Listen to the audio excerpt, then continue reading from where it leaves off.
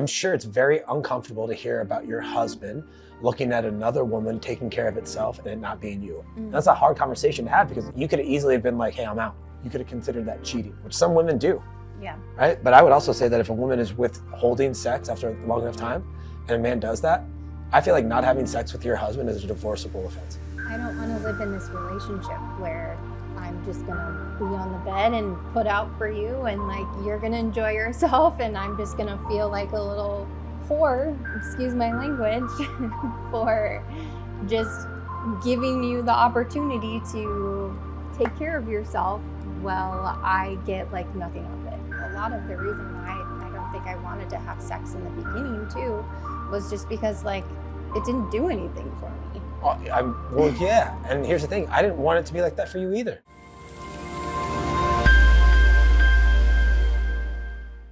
Welcome back to the Late Night Date Night podcast, and on this episode, we're going to talk about what happens when you lose sexual desire between the two of you, how kids impact it, how life changes impact it, and what to do to actually get it back so that you don't have to go look at things online. You can actually have the life and the sexual relationships that you want with the people, the person that you love the most. So I hope you guys enjoyed this episode.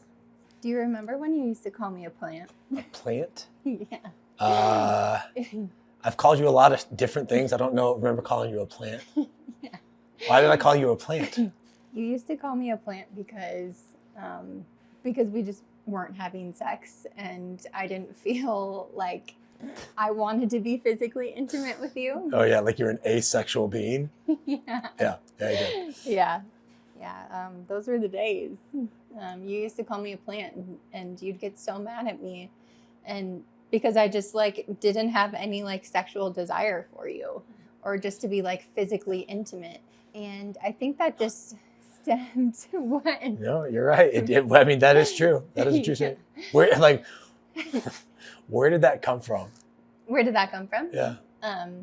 Well, at first I blamed it on my hormones or just feeling like touched out from the baby.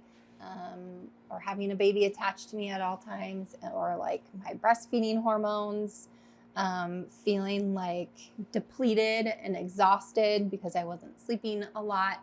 And while that all might be true and have played a role in our sex life, I think it really stemmed, I think the root of the issue was just not feeling emotionally connected to you. And kind of living in this state where like I felt like you were just another child that I had to take care of. And then you were just like this child that also had opinions of me and or like how I was mothering our children. Because, you would like go work and then you'd come home and you'd get pissed off about the state of the house. And I would be like, dude, like, I just brushed my teeth at like 4 p.m. I'm sorry. Like I'm doing my best. And I just felt like there wasn't this sense of like us being an actual team and working together as a couple. It was more just like me feeling like I had another adult child to take care of when I wanted you to be my partner. Maybe that's fair. I can see how a lack of emotional connection is going to lead to a lack of physical connection between the two of us. Mm-hmm. I remember at the time I was just, I didn't get it. Like I understand the sex desert that men go through after a child is born, right? Because there's healing and there's bleeding and there's recovery and there's adaptation and there's a lack of sleep. And so I think there's definitely a piece of that where I understood, right? Like, hey, I get it. Like you got to go through what you got to go through. Mm-hmm. But then it carried on into like months 3, 4, 5, 6. And I got to the spot where I was like, well, this sucks, and I think I remember not feeling connected to you either because I wasn't really attracted to you. And it wasn't because of anything that had to do with pregnancy. It wasn't like the weight gain, right, that every woman's going to go through as she's growing a healthy baby and that is required to grow a healthy baby. It had nothing to do with that. I think what it had to do with was just like, it almost felt like this lack of integrity in you. It was like you said you were going to do something and then you didn't do it. And then I was just like, well, I don't feel like I can trust what you say and then what you do. Inevitably, like when that happened, I was like, I don't feel this connection either. And so I think it sounds like there's two things going on. You felt like you had another child and I felt like I couldn't even count on you because I know for a fact when I'm out of integrity, my confidence that I present to the world goes down. Mm-hmm. And when there's a lack of confidence in anybody, they become way less attractive. This is why confident people attract success into their lives. Mm-hmm. It's very simple. It's just an energetic frequency. Mm-hmm. And when that was absent in our relationship, right, I felt it. I was like, man, you know what? I guess we're just going to be in a marriage where we have sex once or twice a month. Mm-hmm. Did you ever think like, is that normal? Is sex once or twice a month normal? Did you ever like wonder like what our other friends were doing? Yeah, all the time. It's like, is this normal? Like, yeah, I don't know. I was like, okay, well, maybe this is just normal for us. But I didn't imagine or I didn't believe that we could get to this point where like it's not once a month. And that there is like this physical intimacy that we've never had before. And because it's based on like this strong foundation of us feeling like emotionally connected and having like the deeper conversations, I guess. I don't think it started with deep conversations, right? Like me personally, I don't think that's where the desire came from. I think Where did it come from? I think what ended up happening was we were both just like in this spot where for me, I was like, dude, this is not what I want. Like, and I'll never forget, like you were upstairs breastfeeding Luca, and I was downstairs in the bathroom jerking off, taking care of myself. I had opened up a private browser on my phone and I was handling my own business downstairs in the downstairs bathroom. Mm-hmm. And while I was taking care of myself because I wasn't getting my sexual desires met by my wife, I finished up, and then it was in that moment that I heard our son crying because feeding time was over. And I had this moment of just guilt and shame being like, what the fuck am I doing? Like my wife is upstairs taking care of our baby and I'm downstairs taking care of myself. And it was in that moment I was like, this is not the type of marriage I want. I didn't feel guilt and shame about looking at pornography. I felt guilt and shame that I was wasting something that I wanted to give to you on something that wasn't real. Mm-hmm. Because I wanted that connection with you. There's times where sex is just about like, hey, get in, get off, get out. Mm-hmm. And then there's this other piece of it where it's like it's this emotional connection. It's this intimate thing, right? I used to make fun of people when they're like, oh, we just made love. I'm like, that sounds fucking dumb. But then I realized like there is this piece where it's just like, it's a different type of attraction and connection. And for me, it was in that moment where I had to make a decision. I was like, how do I want to be as a husband? Mm-hmm. Like, do I really want to have this be my relationship where I'm sneaking off, right? And rubbing one out? Like, no, I didn't want that. Mm-hmm. That's where it started for me. I was like, I'm not going to settle for this. Yeah, for sure.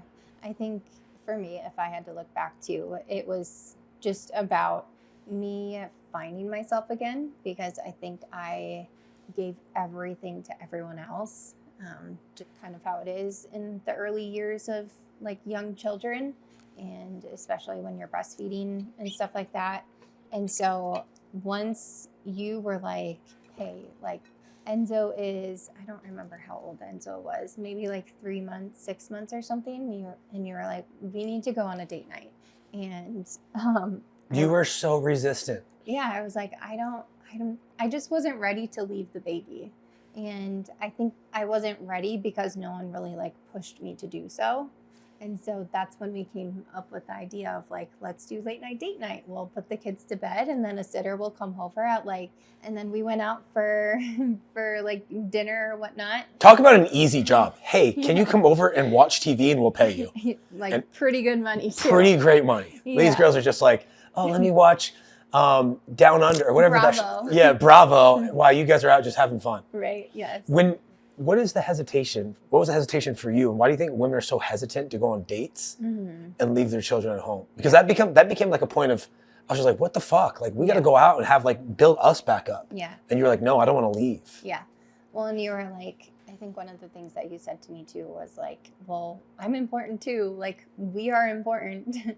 And I was like, okay, well, I don't want to do this, but everything is going to be okay. I think the hardest part for me in leaving like a very young child is like, you just, as a mom, especially as a stay-at-home mom, I spend like most days with my kids. And so I know like their quirks and like the things that they like and the things that they don't like, and I know how to settle them. And I can relay that to the babysitter if our son wakes up and whatnot, and like try that. But I guess I just didn't want the baby to be upset, which is also not super healthy either, right? It doesn't really teach them resilience or anything like that. And so it's just this hard place of like feeling like I need to be there all the time because I know all of the ins and outs about them, and I know that I can care for them, when in reality another caring, loving person can also care for them. And it's such a short amount of time for us to go out for like 3 hours while they're sleeping, and like get us time together. Yeah. But and I respected you. Like there was so much respect and empathy that I had for you to be like, you know what, I want to take care of them. I don't want to leave them here.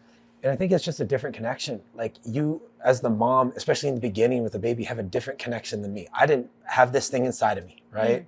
I did maybe 30 to 45 seconds of work and we created a baby, and then you carried, both boys for 9 months, and then you have this immediate connection. I don't feel like my connection with the boys truly started until like 6 months. Like I love them and I saw it, but I didn't have this thing until they smiled at me. yeah.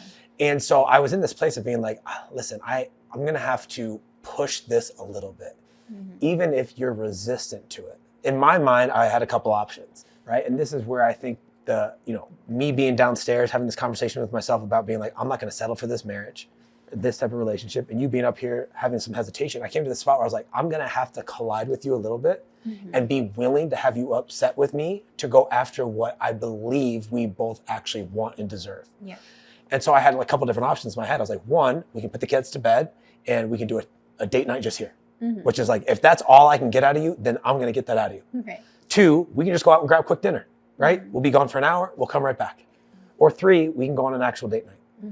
And I mean, you warmed up to it, right? Yeah. Late night date night, which is the name of this podcast, happened because the kids wouldn't go to bed with anybody else. And so we ended up going out. And I think a lot of the guys that I talk to are in the same spot. Their wives don't want to leave the baby, or their wives allow the baby to sleep in the bed with them, but the husband doesn't want the baby there. And I'm like, well, there has to be some type of conversation between the two of you about what do you want in this relationship? Because if not, it is so easy to have a marriage, like the focus of us become the children. And that's an issue. When your kids are first, the marriage will suffer. And if the marriage suffers, the kids will inevitably end up suffering even worse. Because if we're not in love and that's what they see, that's all they'll ever know. And if they don't feel love from us, then they don't feel safe. And if they don't feel safe, they don't thrive. And that was a hard part because I knew that you were going to fight it. Well, I'm glad that you pushed me, but I think it also started with me like understanding what I needed to in order for us to like have a successful date night versus like us go on date night and then just be like super anxious the entire time because we left the kids with someone. And I think that started with us finding like these 2 amazing sitters that we use on a regular basis. And now that we know like our kids are super comfortable with them, it makes it so much easier to leave. Yeah. Because now when we leave and walk out the door, they're like okay and having fun. They're like, bye mom and dad, have fun at date night, And I think the second thing is, what was the second thing? Dang it. It's okay. I think there's a big piece of having the right people watch your kids so that you can feel safe and let go, even though there's going to be part of us that's attached back to the home. But I think even then, like going out on this date, there still wasn't like this sexual desire. Yes, there was this pent up energy that I wanted to have released, but I was getting my fix from porn or just looking at hot girls on Instagram. Yeah. Right. And I think one of the things that I had to do was I just came clean with you. I remember the time I told you, I was like, hey, listen, I've been looking at porn and I've been handling my own business. And it was a hard conversation, but I wanted to just let you know where I was at because that's not what I wanted. Do you remember when I told you about that? Yeah. And I think I was shocked that I just kind of like blocked it out of my memory. But I remember you telling me like where you would do it. And then I was just, how? And so, yeah, it was just like it's a weird place to be. you know? Well, yeah, it is. I'm sure it's very uncomfortable to hear about your husband looking at another woman taking care of itself and it not being you. I'm sure, if I had to guess, and you correct me if I'm wrong, probably creates a level of just like insecurity and at the same time probably some guilt that you can't be the woman, and then it probably creates disconnection. And the alternative was, if I didn't tell you, well, that was just going to be, I felt like I was going to be living on the lie. And that's a hard conversation to have, because you could easily have been like, hey, I'm out. Yeah. You could have considered that cheating, which some women do. Yeah. Right. But I would also say that if a woman is withholding sex after a long enough time and a man does that, I feel like not having sex with your husband is a divorceable offense. Yeah. Well, I mean, you have to get to a spot where, like, if a woman is withholding sex in a marriage and the husband's showing up and he's doing anything and she's still withholding it, like, I'd be out. Personally, I'd be out. Yeah. If you're like, hey, we're not having sex, I'd be like, well, I'm not going to cheat on you, and I'm not going to like continue to do what I'm doing. So I'm just going to find somebody else. When you pushed us to go on these date nights, it helped me feel like a human being and someone other than like just a mom, because that was like my day-to-day that I just lived in. And so it was easy for me to just lose sight of like, who is this person outside of just being a mom? And I feel like it helped me rediscover my love and our connection together. And so then it led me on this journey to like figure out who I am out, you know, and then gain like the confidence in myself over time, who I am. And then that just led me back to like, okay, well, if you're going to enjoy sex, like, why can't I enjoy sex too? That's a great point. I don't know, like hard topic to talk about out loud. Just go for it. Just hold on. I don't want to live in this relationship where I'm just going to be on the bed and put out for you and like you're going to enjoy yourself and I'm just going to feel like a little whore, excuse my language, for just giving you the opportunity to take care of yourself while I get like nothing out of it.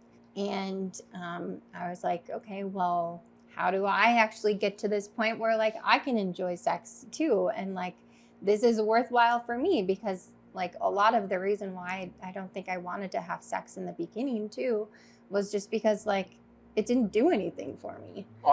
Well, yeah. And here's the thing. I didn't want it to be like that for you either. Yeah. I didn't want you to feel like you're being used or taken advantage of. Like, to me, in the very beginning, do you remember the first time we had sex after we hadn't had sex for months? How awkward it was? Oh, yeah. And how fast it was.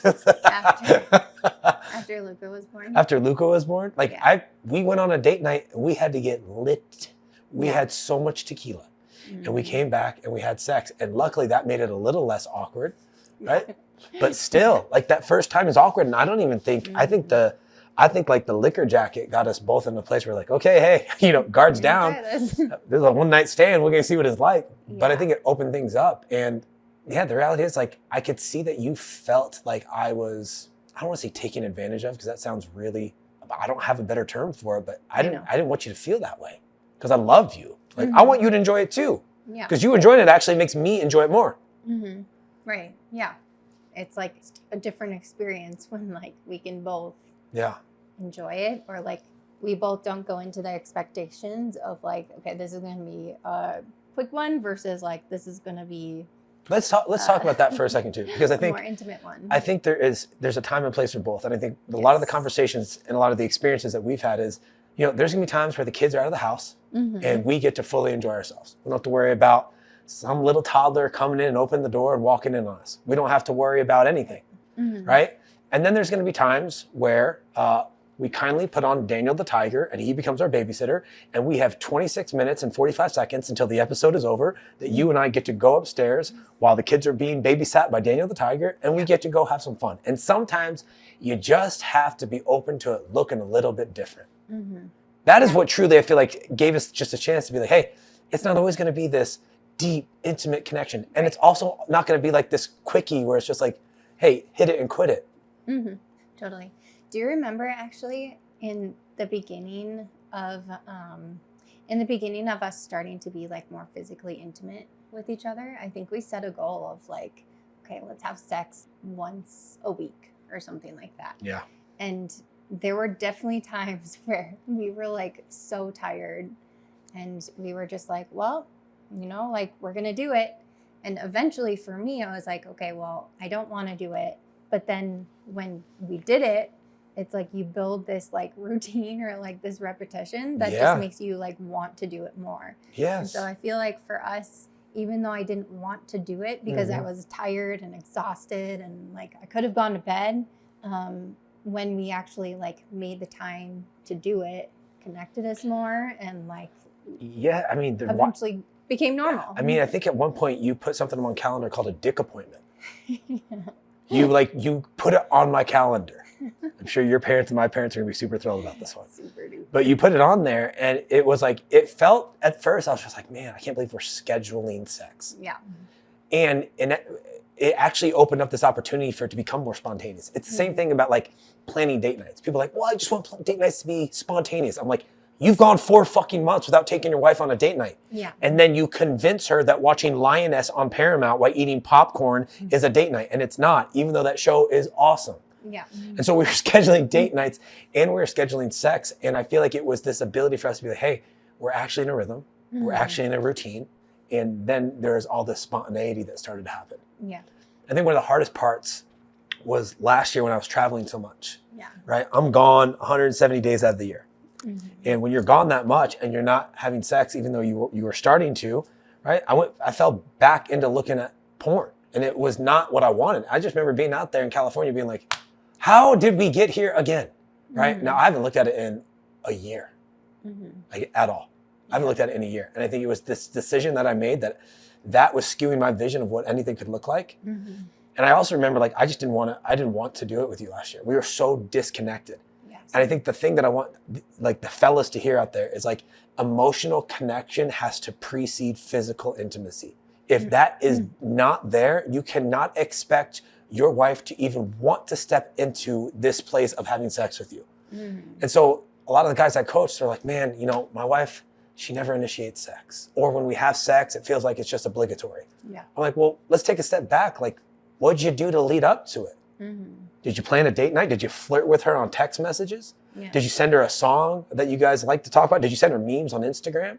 Did you get her flowers? When you went on a date night, did you actually plan something or did you just end up at Applebee's scrolling on your phone again? Yeah. Right? Or in some Appies, right? Boneless buffalo wings and a Coors Light, you fucking loser. Like, what are we doing here? Yeah. Because the alternative is like, one of the things that really started to help pick up the momentum in this was like, I wanted to start planning cool date nights. And so I started thinking like, well, if I was trying to hook up with you for the first time, what would I do? Yeah. Right? And that's when I started to get super creative on date nights. Yeah, we did some fun stuff. We did a lot of fun stuff. But I think, coming back to this piece of last year, but like before we got into that, I remember sitting right here on this floor and our marriage had hit another like point of contention. And I remember we were like laying down on the ground and we were drinking French 75s and the Christmas tree was up. And we were just hanging out. We were listening to music on the television and I looked at you and I knew that we were about to have a hard conversation. It was a conversation that I was going to have to lead because we had fallen into this routine where we weren't dating. There was no sexual connection. There was no real connection. We were constantly fighting. And I knew that I had cleaned up a lot in myself. And there came a point where I was like, I've done everything that I can for me. You know that point where you're like, dude, I've done everything for me. Like, this is up to him to fix it. I'd done everything in myself to try to fix this up to the extent that I could. I knew that at this point, I had to have a conversation. You remember that conversation?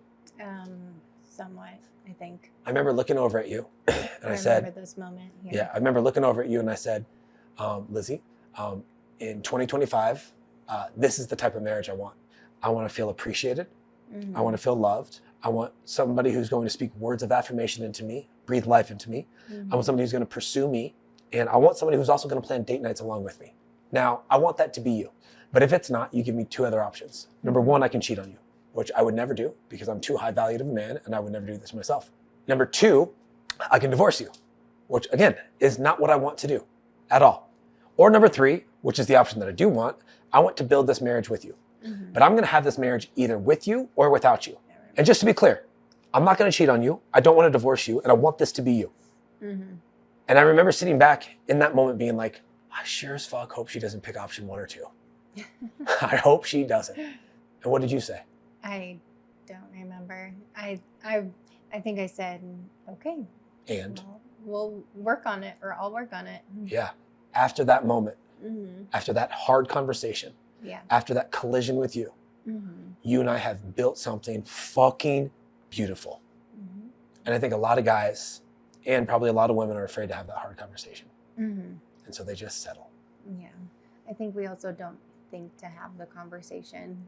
As women, sometimes we think that the men should just fix it, when in reality, like, I have had to go on this journey with myself to understand the things that like haven't been working in me, so that we could actually have strong, connected relationship, you know? Mm-hmm.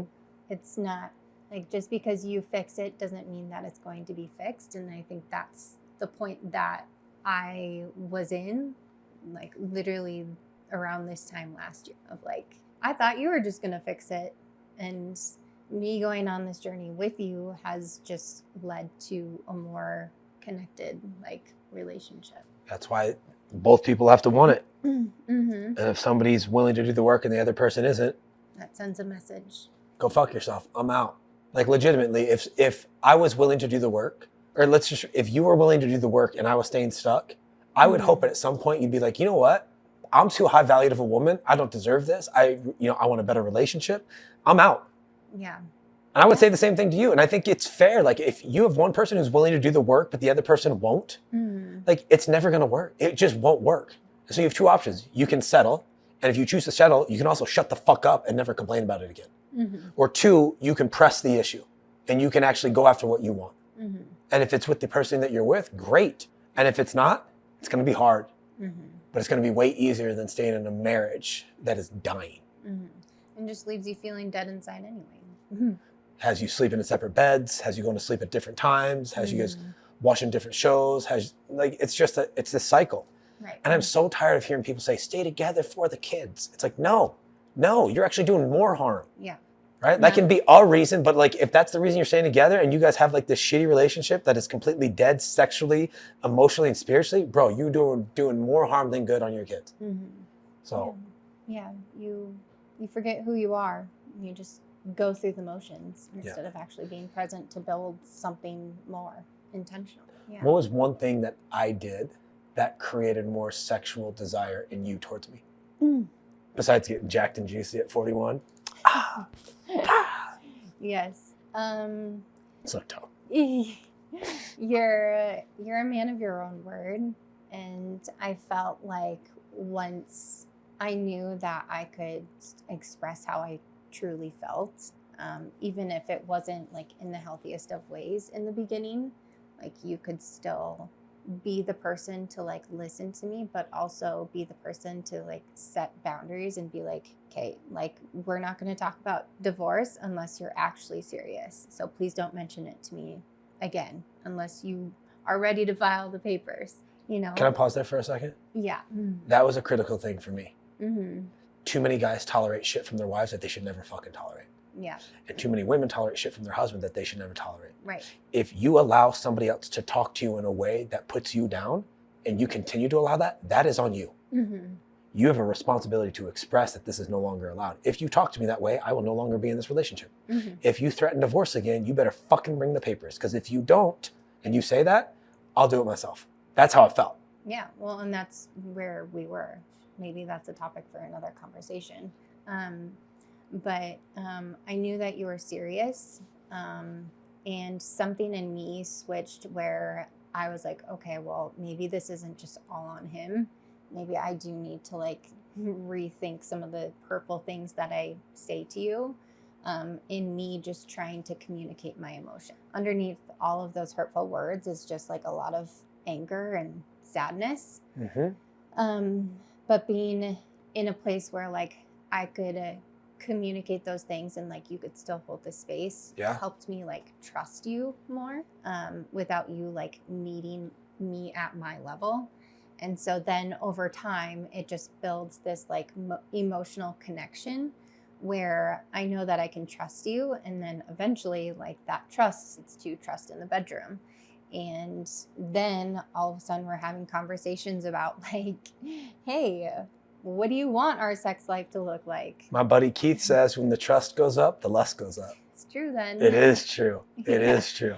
Yeah, and then when you have those intimate moments and you feel sex is very vulnerable and everything's on the table, you know, and so when you feel like you can have those moments together, but like still be connected and not like judged, you know, because there's a lot happening for a woman after we have babies and things are different and things are still healing at like 6 months to a year. I can't imagine. Yeah. The only thing I can relate to is when my back's hairy because we haven't shaved it. I feel very, you know, like I'm not feeling my confident self, looking like a silverback gorilla in there. Yeah. But I'm sure like after like, you know, your body's changed, your boobs look different, even though they look amazing when you're breastfeeding, but you can't touch them because they're sensitive. So it's kind of like, hey, you like these? Cool. Don't touch them. Like that was kind of weird.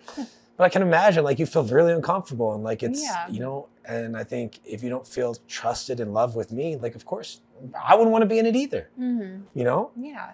That's a big thing too. And I think it's just one thing I tell my guys is like, you can't control your wife, but what you can control is you. And if you work on you and you raise your standard as a man, as a husband, as a father, as an entrepreneur, as a businessman, physically, spiritually, dude, she will follow. And when she follows, it's not because it's a dictatorship. It's because she loves you and she's leaning into you. For sure. Yeah. Yeah. I think the last thing that I want to say is on the porn topic too, because it did make me feel very insecure in myself. And I think when you remove that, I feel like it just creates this almost like canvas for us to make our own sort of like intimacy and sex life without feeling like I'm just going to be compared to like these models in porn or whatever. And the reality is it's like men can have that type of sex life. I know this to be true. The moment they choose to have it and they stop looking to that and start looking to their wife. I'd say the one thing that created more sexual desire in me towards you was the moment that you stopped saying, I'm just a mom. Because you're not just a mom. And I saw these identities in you start to dissolve the moment that the boys were born. In one way, I was like, man, I love how great of a mother she is. And in the same way, I saw a woman start to lose herself, which I think is I can't even imagine what that would feel like, right? Because you do start to lose this old version of you. But I think the thing that became the most attractive version of you to me was this woman who started to take care of her body because she wanted to. She started to live in integrity and do the things that she said she was going to do when she said she was going to do them. A woman who took ownership and accountability of her mistakes. And at the same time, a woman who was willing to listen to what her husband was saying that he needed and actually took initiative to make him feel that way. And you did all of these things because of the vision that you and I created for our marriage. I think without a vision, you fight about dumb shit.